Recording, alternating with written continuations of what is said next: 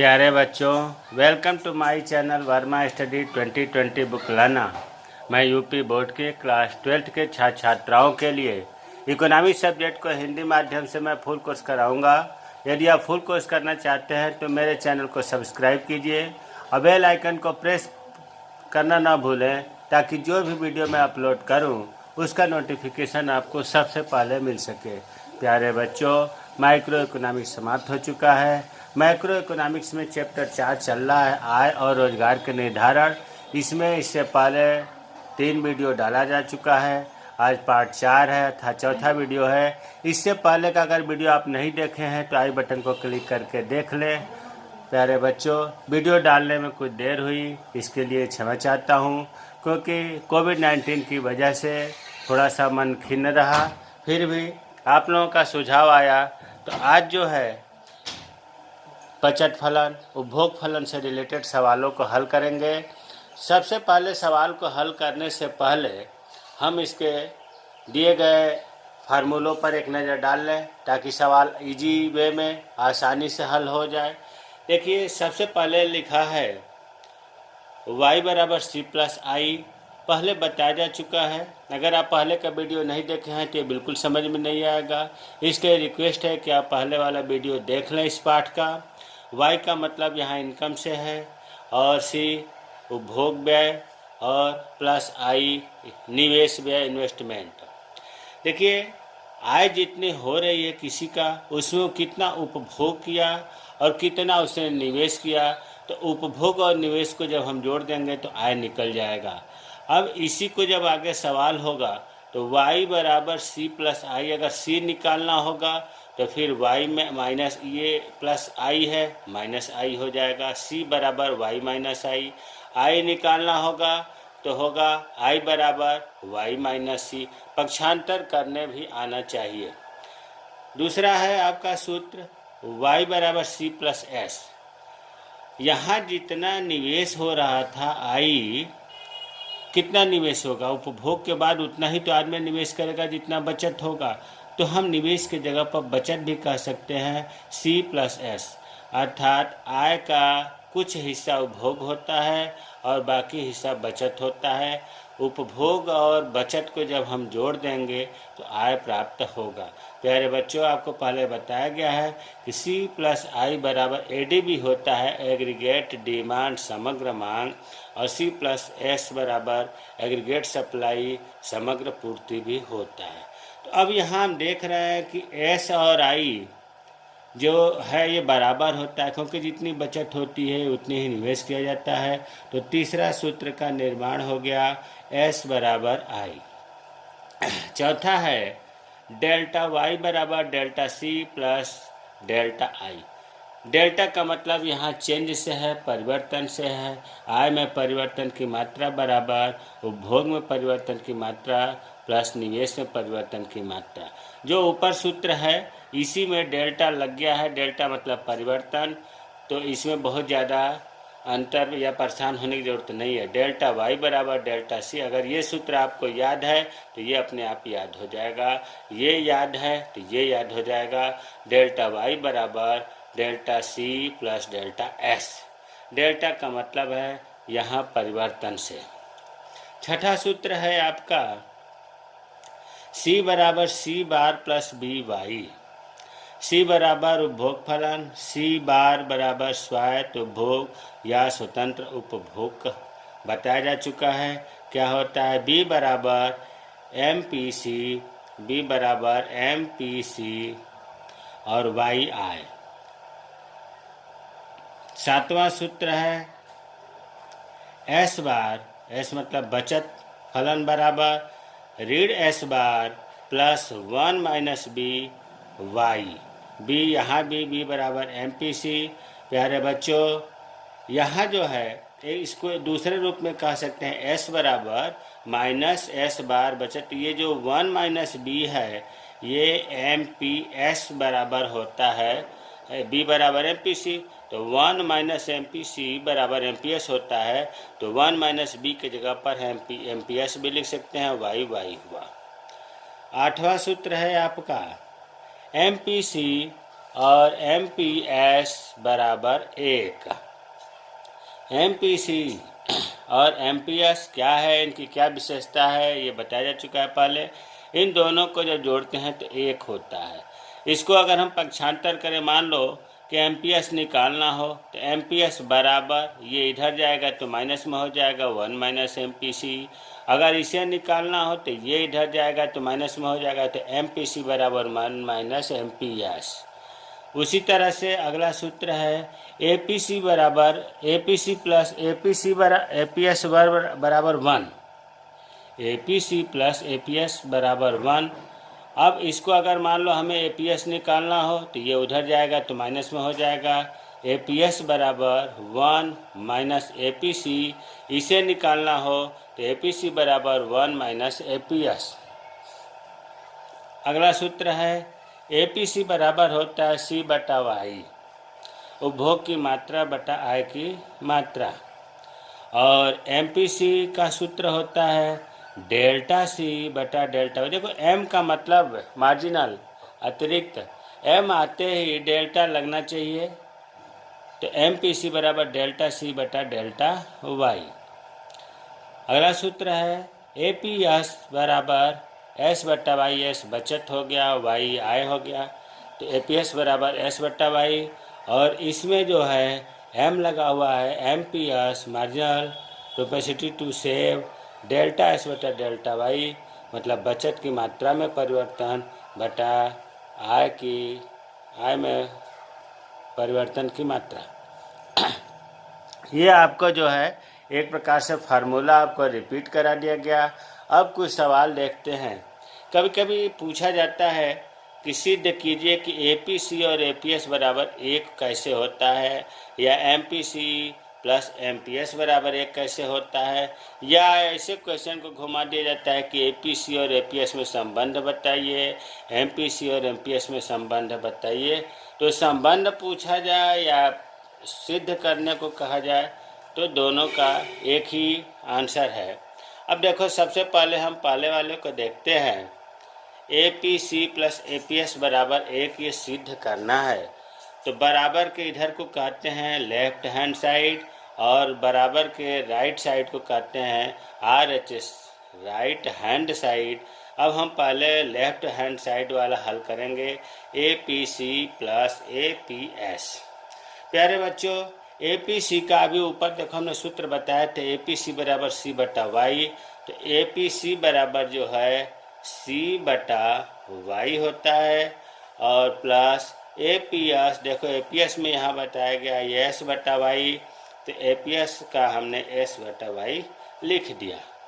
अब ये दोनों नीचे वाई वाई है, तो गणित के नियम के अनुसार वाई एलसीएम ले लिया, लघुत्तम ले लिया, वाई से वाई में भाग दिया, कट गया, फिर सी में गुणा किया C प्लस वाई से वाई में भाग दिया 1, S में S, तो ये जो हुआ आपका C प्लस S।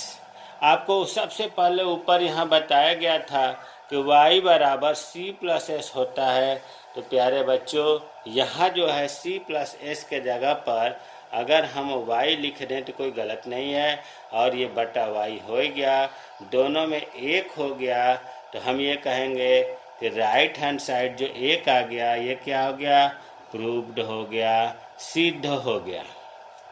उसी तरह से इसको देख लेते हैं, MPC प्लस MPS बराबर 1 होता है। लेफ्ट हैंड साइड का MPC का सूत्र आपको अभी ऊपर बताया गया कि डेल्टा C बटा डेल्टा Y होता है, और MPS का सूत्र है डेल्टा S बटा डेल्टा Y होता है। नीचे बराबर है तो डेल्टा Y एलसीएम निकल गया, इसे ये कट गया, फिर गुणा हुआ तो डेल्टा C प्लस इससे इसमें भाग दिए, कट गया, 1 आया, 1 का इसमें गुणा किया, डेल्टा S हुआ।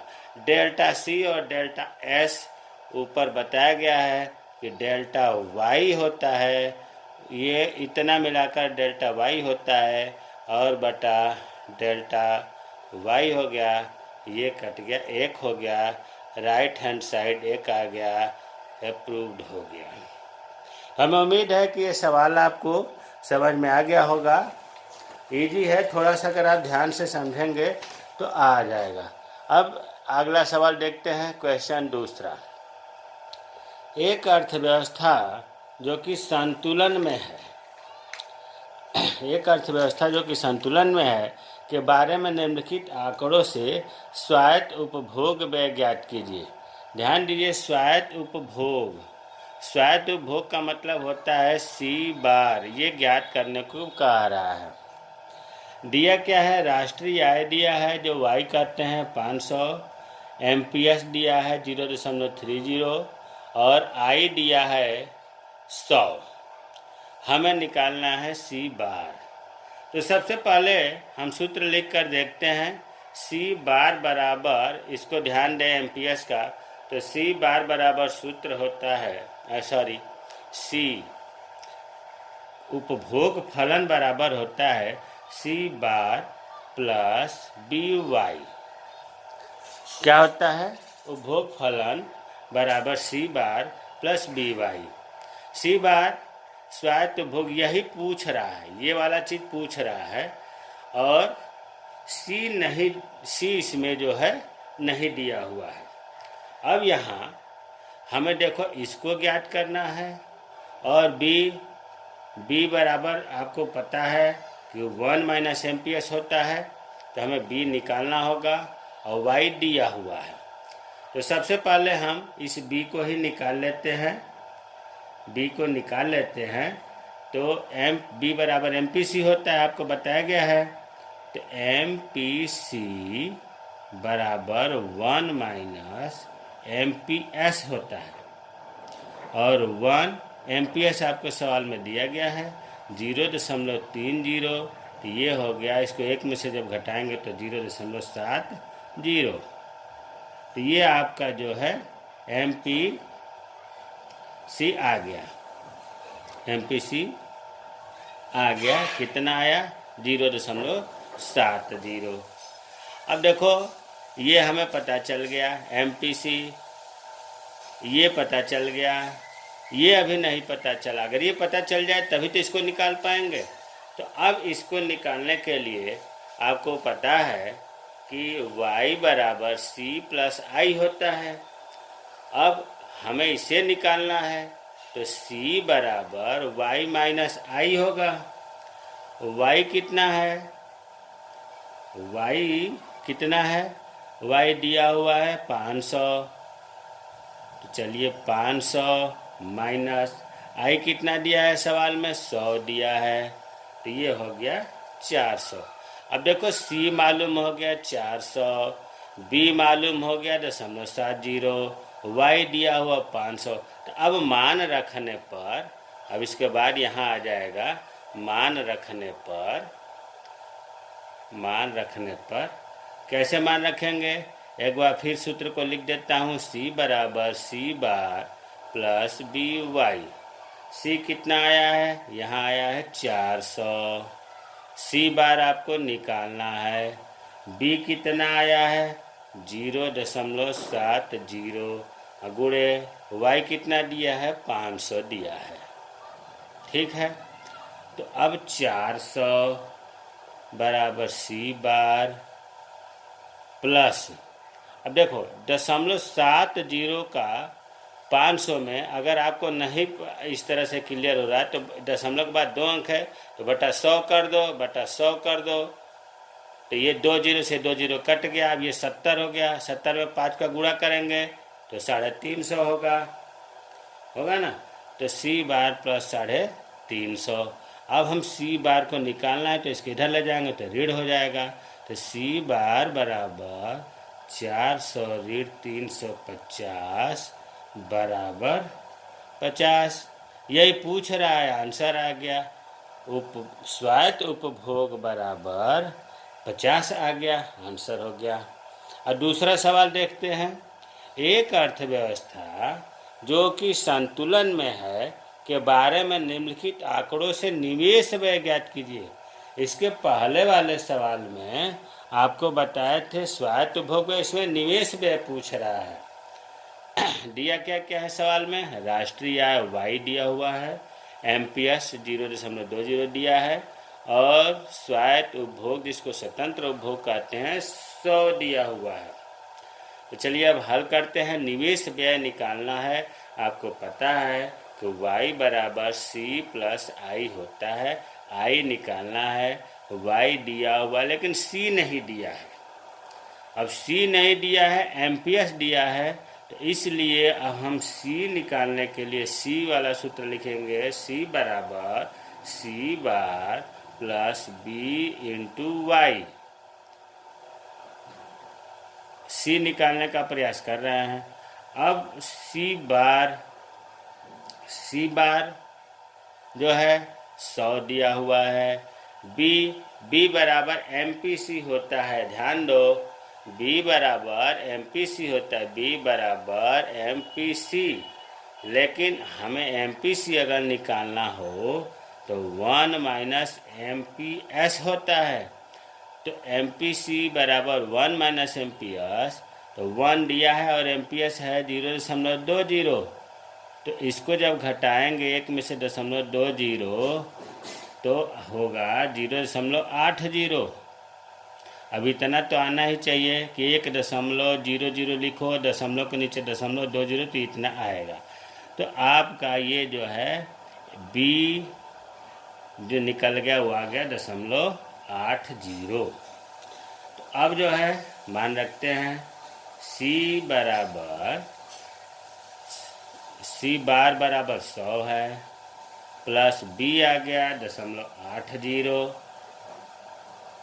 0.8 लिखे, 0.80 एक ही बात है।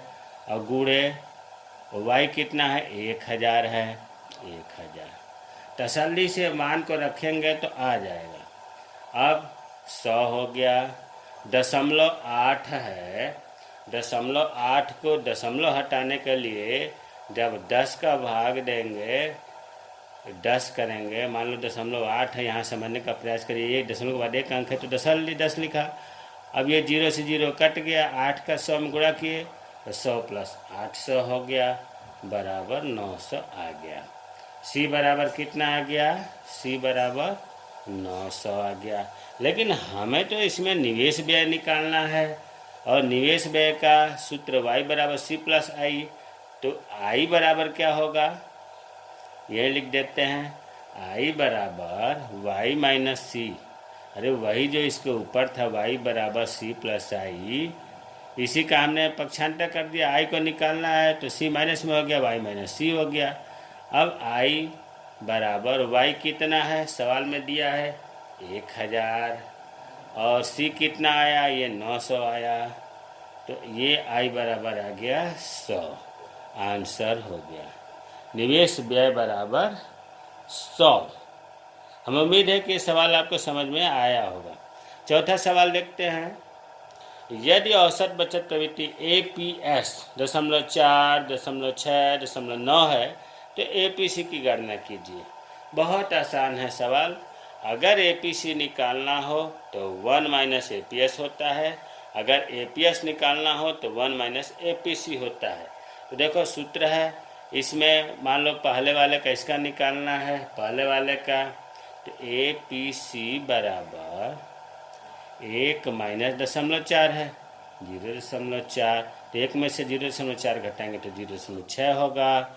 उसी तरह से दूसरा अगर निकालना हो APC 1 माइनस 0.6 है, 0.6, तो इसका हो गया 0.4। तीसरा अगर निकालना हो APC बराबर 1 माइनस 0.9 है, 0.9, तो इसमें से 0.1, ये क्या हो गया, आंसर हो गया। पांचवा सवाल देखते हैं। यदि राष्ट्रीय आय 500 रुपये, वाई कितना है 500 रुपये, और उपभोग व्यय ये कितना है वाई, उपभोग व्यय कितना है 300 रुपये है, तो APC और APS ज्ञात करें। तो ये पहले तो हम ये देखें, y बराबर कितना दिया है 500, और C कितना दिया है 300, बचत नहीं दिया है। तो प्यारे बच्चों, अगर बचत निकालना हो तो आपको बचत निकालने के लिए क्या करना पड़ता है, y में से C घटा देते हैं, अर्थात 500 में से 300 घटा देंगे तो ये कितना आएगा 200 रुपये। तो ये जो आया आपका वो S बराबर 200 रुपये। ठीक है, अब इसका APC निकालने को कह रहा है और APS निकालने को कह रहा है। तो APC बराबर सूत्र होता है C बटा Y। उपभोग कितना हो रहा है 300, आय कितना है 500, 0 से 0 कट गया, भाग दिए तो 0.6 हो गया, APC निकल गया। दूसरा पूछ रहा है APS कितना होता है। APS का सूत्र है S बटा Y। S आपका है 200 और Y कितना है 500, 0 से 0 कट गया, 10.04 हुआ, आंसर हो गया। हम उम्मीद है कि सवाल भी समझ में आ गया होगा। लास्ट सवाल एक और देख लेते हैं।